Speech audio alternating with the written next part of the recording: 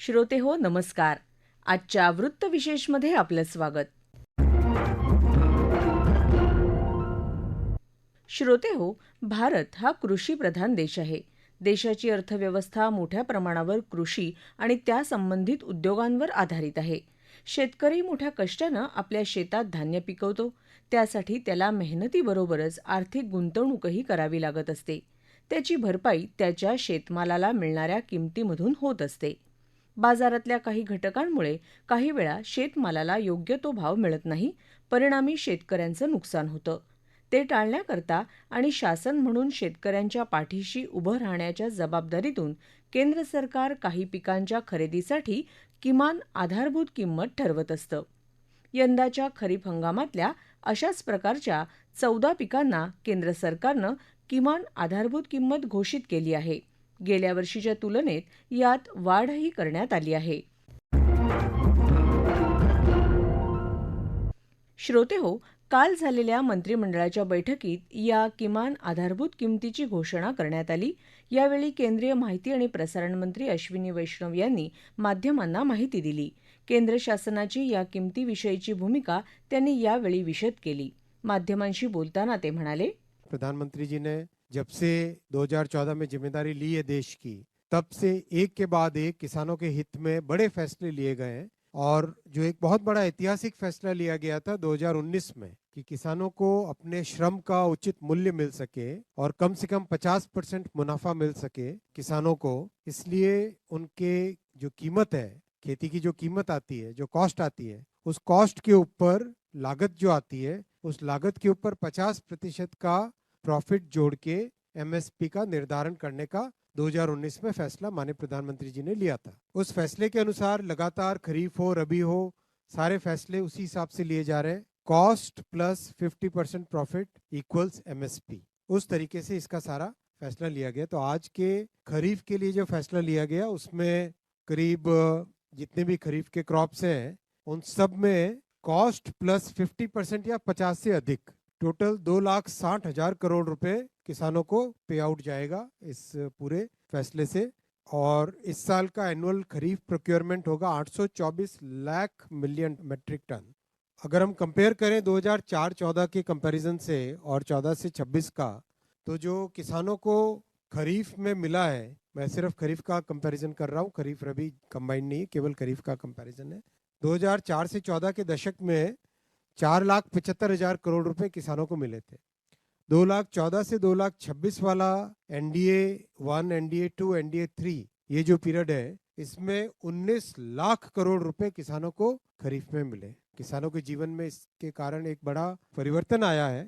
4 गुना ज्यादा किसानों को एनडीए 1, एनडीए 2 और एनडीए 3 के दौरान दिया गया है। खरीफ का प्रोक्योरमेंट भी डबल हुआ है, जहां 4679 ये टोटल है, पूरे पीरियड का टोटल है, एक साल का नहीं है, पूरे पीरियड का टोटल है। जहां करीब 4,600 लाख मिलियन टन होता था, उसकी जगह 8,700 लाख मिलियन टन है। ये सभी फसलों की एक एक करके जो आज एमएसपी अप्रूव हुआ है वो है, जो इसमें निर्णय लिया गया है उसमें हर जगह कॉस्ट प्लस 50% या 50% से अधिक का निर्णय लिया गया है। पैडी कॉमन 2,441 रुपए पर क्विंटल, पैडी ग्रेड ए धान पैडी यानी 2,461 रुपए पर क्विंटल, ज्वार श्रीयन में आता है हाइब्रिड 4,023 रुपए पर क्विंटल, ज्वार मालदंडी 4,073 रुपीज पर क्विंटल, बाजरा 2,900 रुपए पर क्विंटल, रागी 5,205 रुपए पर क्विंटल, मेज 2,410 रुपीज पर क्विंटल, तूर 8,450 रुपीज पर क्विंटल, मूंग की दाल 8,780 रुपीज पर क्विंटल, उड़द 8,200 रुपीज पर क्विंटल, कॉटन कपास मीडियम स्टेपल 8,267 रुपए पर क्विंटल और कॉटन लॉन्ग स्टेपल 8,667, ग्राउंडनट मूंगफली 7,517 rupees per quintal, sunflower seed 8,343, soybean yellow 5,708 और सीसमम 10,346 rupees per quintal, niger seed 10,052 rupees per quintal. श्रोते हो, खरीप हंगामासाठी घोषित होणारी आधारभूत किंमत, त्याचे निकष, हे हमीभाव ठरवण्याची पद्धत, एमएसपी ठरवण्यासाठी वापरण्यात येणारं गणित, त्याची मंजुरी प्रक्रिया, त्यामध्ये विचारात घेतलेले घटक शेतीचं उत्पादन शुल्क, शेतीतून शेतकऱ्यांना मिळणारा नफा या सर्व घटकांविषयी ज्येष्ठ कृषीतज्ज्ञ आणि प्राध्यापक डॉक्टर ज्ञानदेव तळुले यांनी माहिती दिली. ते म्हणाले, मी उदरचा उल्लेख सुरुवातीला केला की देशभरातील प्रमुख राज्यांमध्ये केंद्र सरकारची किंवा भारताच्या कृषी मंत्रालयाची ही सेंटर्स आहेत. ही 21 राज्यांपेक्षा जास्त राज्यांमध्ये ही सेंटर्स आहेत आणि प्रत्येक राज्यांमध्ये हे पीक कापणीचे प्रयोग केले जातात. हे पीक कापणीचे प्रयोग केल्यानंतर सर्व राज्यांचं कॉस्ट ऑफ प्रोडक्शन, उदाहरणार्थ महाराष्ट्र अधिक आंध्र प्रदेश अधिक कर्नाटका अधिक अधिक अधिक ह्या सर्व राज्यांचा कॉस्ट ऑफ प्रोडक्शन प्रति hectare cost of production divided by number of state किंवा भागिले नंबर ऑफ स्टेट असं काढून सरासरी कॉस्ट प्रति हेक्टर कॉस्ट ऑफ प्रोडक्शन काढलं जातं.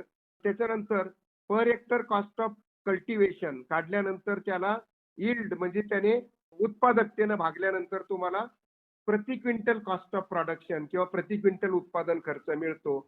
आणि हा उत्पादन खर्च कसा आहे आता यावेळेस कसं दिलंय सर त्यांनी, याला A2 प्लस FL. आता A2 मध्ये कशाचा समावेश होतो, कॉस्ट A2, उत्पादन खर्च A2 ची जी संकल्पना आहे A2 प्लस FL. आता A2 मध्ये सर्व पेड आउट कॉस्ट म्हणजे तुम्ही बाहेरचं लेबर, त्याच्यानंतर तुमच्या बाहेरचं बैल वापर, त्याच्यानंतर स्वतःच्या बैलांचा वापर, त्याच्यानंतर machinery labour, hired machinery charges किंवा भाड्याने घेतलेला मशिनरी किंवा ट्रॅक्टर हे चार्जेस, हे अनेक याच्यामध्ये किती आहेत सर, साधारणपणे पेड आउट कॉस्ट मध्ये कॉस्ट A1 मध्ये 14 आयटेम्स असे आहेत आणि A2 मध्ये हे सगळे 14 आयटेम अधिक रेंट पेड ऑन म्हणजे आपण भाडेपट्ट्याने घेतलेल्या जमिनीचा भाडेपट्टा किंवा त्याला दिलेलं रेंट किंवा भाडा, आणि याच्यामध्ये A2 प्लस FL म्हणजे family labour, imputed value of family labour म्हणजे घरच्या श्रमिक जे वापर, याला आपण A2 FL म्हणतो. याप्रमाणे हे काढलेले cost of cultivation per hectare cost of cultivation आणि त्याला पर हेक्टर उत्पादकतेने आता राष्ट्रीय सरासरी उत्पादकता जी मिळते त्याने भागल्यानंतर तुम्हाला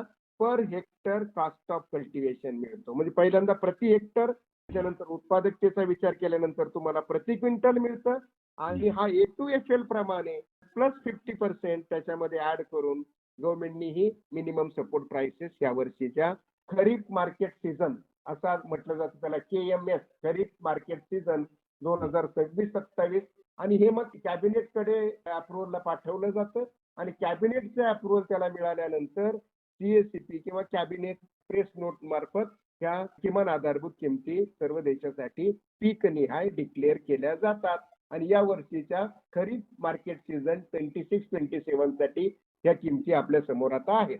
श्रोते हो, किमान आधारभूत किंमत ठरवताना सरकारकडून किती सकारात्मकतेने विचार केला जातो हे आपण ऐकलं. ही किमान आधारभूत किंमत ठरवण्याचा गेल्या काही वर्षांमधला तुलनात्मक अभ्यास, सध्याच्या सरकारनं त्यामध्ये सातत्यानं केलेली वाढ, यामधली राज्यांची जबाबदारी आणि शेतीच्या उत्पादनातल्या इतर काही अडचणी याविषयीही प्राध्यापक डॉक्टर ज्ञानदेव तळुले यांनी विस्तृत विवेचन केलं. ते म्हणाले, MSPच्या दरामध्ये वाढ होत गेली आहे राष्ट्रीय पातळीवर, हे सत्य आहे. नंबर 1. नंबर 2, आणि त्या नंबर 2ला सुरुवात करताना परंतुनी सुरुवात करावी लागेल आपल्याला, कारण इनपुट कॉस्ट सुद्धा ऍग्रिकल्चर सातत्याने वाढत जातात. आता एक महत्वाची गोष्ट मी तुम्हाला याच्यामध्ये सांगतो. उदाहरणार्थ 2006 मध्ये नरेगाची सुरुवात झाली आणि नरेगाची सुरुवात झाल्यानंतर प्रत्येक राज्यामधील rural unskilled wedges, unskilled labour wedges आणि त्याच्यामध्ये कृषी श्रमिकांचा समावेश होतो. याच्या रोजंदारीमध्ये प्रचंड वाढ होत गेल्यामुळे शेतीचा उत्पादन खर्च वाढला, कारण आपली शेती श्रमप्रधान स्वरूपाची शेती आहे आणि म्हणून लेबर कॉस्ट ऑफ कल्टिवेशन महत्वाची त्याच्यात आल्यानंतर हा एक भाग झाला. त्याच्यानंतर बाकीचे जे इनपुट्स आहेत, फर्टिलायझर, पेस्टिसाइड यांच्या कॉस्ट वाढत गेलेल्या, या सगळ्या गोष्टींचा विचार करता याचा प्रेशर शेतकऱ्यांच्या उत्पादन खर्चावर तो अधिक आहे आणि याच्यावर विचार करणं सुद्धा तितकंच महत्वाचं आहे. MSP वाढल्या त्याबद्दल वाद नाही, सरकार प्रयत्न करतोय त्याबद्दल वाद नाही, परंतु या गोष्टींचा विचार करणं, उदाहरणार्थ लेबर कॉस्ट प्रचंड वाढलेली आणि अलीकडची गोष्ट तुम्हाला एक सांगतो, ह्याच्या 10 राज्यांमध्ये म्हणजे महाराष्ट्र, कर्नाटक, आंध्र प्रदेश, तेलंगणा, वेस्ट बेंगॉल, मध्य प्रदेश, दिल्ली, पंजाब अशा राज्यांमध्ये ह्याच्या फ्रीबीज सगळ्या आपण वाटतोय, म्हणजे मी लाडकी बहिणीचा सुद्धा त्याच्यामध्ये उल्लेख करेल. याचा सुद्धा परिणाम मोठ्या प्रमाणात शेतीमध्ये लेबर मिळण्यावर आणि शेतीचा श्रमिक खर्च वाढण्यावर मोठ्या प्रमाणात झालाय. ही सुद्धा गोष्ट शेतकऱ्यांवर प्रेशर निर्माण करणारी झाली. म्हणजे ज्या शेतकरी कुटुंबात लाडकी बहीण मिळते, त्याच शेतकरी कुटुंबाला शेतीच्या रोजगारावर पूर्वीपेक्षा अधिक खर्च करावा लागतोय. ही सुद्धा व्यस्तता महत्वाची आहे. म्हणून मिनिमम सपोर्ट प्राइसेस वाढतायत, त्याच प्रमाणात कॉस्ट ऑफ कल्टिव्हेशन सुद्धा मोठ्या प्रमाणात वाढते. म्हणजे याची तुलना महत्वाची आपल्याला करावी लागेल. आणि दुर्दैवाने आपल्याकडे याची आकडेवारी फारशी इतकी उत्तम स्वरूपाची आकडेवारी, तुलनात्मक आकडेवारी उपलब्ध नाही. हा झाला नंबर 1, हा परंतुतला नंबर 1. आणि दुसरी गोष्ट, मिनिमम सपोर्ट प्राइसेस डिक्लेअर होतात, परंतु राज्यनिहाय त्या किमतींना खरेदी यंत्रणा उपलब्ध आहे का?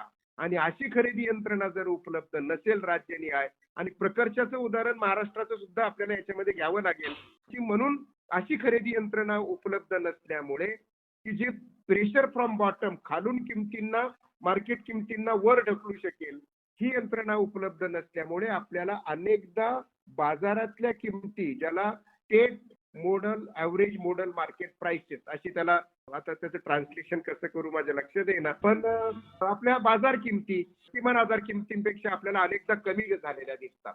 या मर्यादांमुळे एमएसपी का वाढत गेलं, तर कॉस्ट ऑफ कल्टिव्हेशन वाढत गेलं. कॉस्ट ऑफ कल्टिव्हेशन का वाढत गेलं, तर 2006च्या नरेगापासूनचे ते प्रामुख्याने इम्पॅक्ट, कारण नरेगावर 2008 मध्ये अभ्यास झाले होते. स्वामीनाथन, संकलेसराई अय्यर आणि चेन्नईच्या आयआयटीनं कोइंबतूर जिल्ह्यामध्ये स्टडी केले होते, माझ्या त्याच्या वाचनात आलेले स्टडी. तिथून वाढायला सुरुवात झाली. आणि जेव्हा ह्या कॉस्ट ऑफ कल्टिव्हेशन मधचा परिणाम मिनिमम सपोर्ट प्राइसेस किंवा किमान आधार किमतीवर होतो, आणि किमान आधार किमतीचा परिणाम, वाढलेल्या किमान आधार किमतीचा परिणाम बाजार किमतीवर संभवतो. आणि त्यामुळे खाद्यान्न, ज्याला आपण फूड बास्केट ड्रिव्हन इन्फ्लेशन असा शब्दप्रयोग आपण त्याला वापरतो किंवा वापरू शकतो, खाद्यान्न महागाई निर्देशांक त्याच्यामुळे वाढत जातो. याचा परिणाम उपभोक्त्यांवर होत राहतो. सरकारी तिजोरीवर ऑब्व्हियसली भाग पडतो, कारण मोठ्या प्रमाणात आपली प्रोक्युरमेंट आहे. बघा ना, आपण किती लाख कोटी लोकांना फूड सिक्युरिटी ऍक्ट, अन्न सुरक्षा कायदा 2013, युपीए गव्हर्नमेंट 2च्या काळामध्ये आलेला कायदा, आज एनडीए गव्हर्नमेंटमध्ये तिसऱ्यांदा कंटिन्युअस केलेला एनडीए गव्हर्नमेंटने, मोठ्या प्रमाणात वितरण प्रणाली आहे आपली. फूड सिक्युरिटी ऍक्ट अंतर्गत किती कोटी, 80 कोटीपेक्षा जास्त लोकांना आपण या वितरण प्रणालीमध्ये, फूड सिक्युरिटी ऍक्ट मध्ये देतो. हे सगळं एमएसपीला केलेली प्रॉक्युरमेंट आणि त्या प्रॉक्युरमेंटचं केलेलं वितरण 80 कोटीपेक्षा जास्त लोकांना. त्याच्यामुळे हा भार आहेच ना, वेगळा सांगायची काय आवश्यकता आहे. श्रोतेहो, भारत अन्नधान्याच्या उत्पादनात स्वयंपूर्ण देश आहे. किंबहुना आपल्या कृषी मालाची निर्यातही मोठी आहे. कोरोनासारख्या संकटाच्या काळातही देशाला याच कृषी उत्पादनाने तारलं होतं. ही समृद्धी देणारा आपला शेतकरीही समृद्ध व्हावा, त्यांना त्यांच्या मेहनतीचं फळ मिळावं, या हेतूनं केंद्र सरकारनं हे हमीभाव वाढवले आहेत. गेल्या काही वर्षात या हमीभावात सातत्यानं वाढ होत आहे. शेतकरी सुखी असेल तर सारा देश सुखी होईल, हेच सरकारला यातून सिद्ध करायचं आहे. श्रोतेहो, आपला वृत्तविशेष हा कार्यक्रम आपण न्यूज ऑन AIR या ॲपवरही लाईव्ह ऐकू शकता. याशिवाय आमच्या मुंबई एअर न्यूज या यूट्यूब वाहिनीवर कार्यक्रमाचं ध्वनिमुद्रण आपल्याला कधीही ऐकता येईल. याबरोबरच आजचा वृत्तविशेष हा कार्यक्रम संपला. हा कार्यक्रम आकाशवाणीच्या प्रादेशिक वृत्त विभागानं सादर केला. संपादन जीवन भावसार, प्रसारण सहाय्य मोनाली निचिते, लेखन आणि समन्वय सोहम नलावडे आणि निवेदन भक्ती सोनटक्के.